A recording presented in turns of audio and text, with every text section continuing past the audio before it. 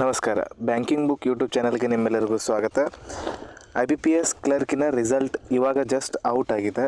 IBPS ಕ್ಲರ್ಕಿನ result ಇದು 3 month ಹಿಂದ್ಗಡೆ exam ನಡೆದೈತಿ. ಇದ್ರದ್ದು ಡಿಸೆಂಬರ್ 2ನೇ ತಾರೀಕಿಗೆ. ಇವತ್ತು ಫೈನಲ್ ರಿಸಲ್ಟ್ ಔಟ್ ಆಗಿದೆ.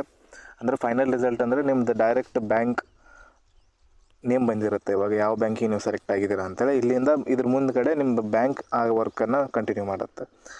ಇಲ್ಲಿಂದ ಫಸ್ಟಿಗೆ ಕಾಣಿಸ್ತಿದೆ ನೋಡ್ರಿ, ಇದು ಇಲ್ಲಿ ರಿಸಲ್ಟ್ ಆನ್ಲೈನ್ ಎಕ್ಸಾಮಿನೇಷನ್ ಮೇನ್ಸ್ ಇದು ರಿಸಲ್ಟ್ ಇಲ್ಲಿದೆ.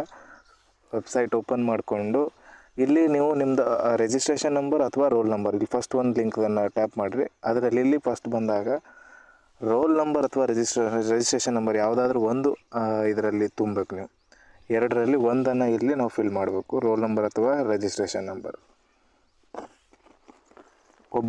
ನಮ್ಮ ಒಬ್ಬ ಸಬ್ಸ್ಕ್ರೈಬರ್ದು ಚೆಕ್ ಮಾಡೋಣ, ಅವ್ರದ್ದು ಏನಾಗಿದೆ ರಿಸಲ್ಟ್ ನೋಡೋಣ. 1 ಸೆಕೆಂಡು. ಯಾರ್ದು ಕ್ಲಿಯರ್ ಆಗಿಲ್ಲಲ್ಲ ಅವರು ಜಾಸ್ತಿ ಟೆನ್ಷನ್ ತೊಗೊಳಕ್ಕೆ ಹೋಗ್ಬಿಡ್ರಿ. ಇನ್ನೂ RRB ಕ್ಲರ್ಕಿನ ರಿಸಲ್ಟ್ ಬರೋದು ಬಾಕಿ ಇದೆ. RRB ಕ್ಲರ್ಕಿನ ರಿಸಲ್ಟ್ ಕೂಡ ಇದೇ ವೀಕಲ್ಲಿ ಬರುವ ಚಾನ್ಸಸ್ ಇದೆ.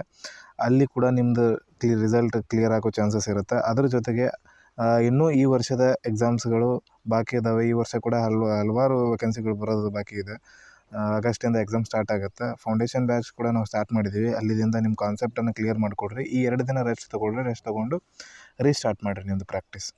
ಓಕೆ.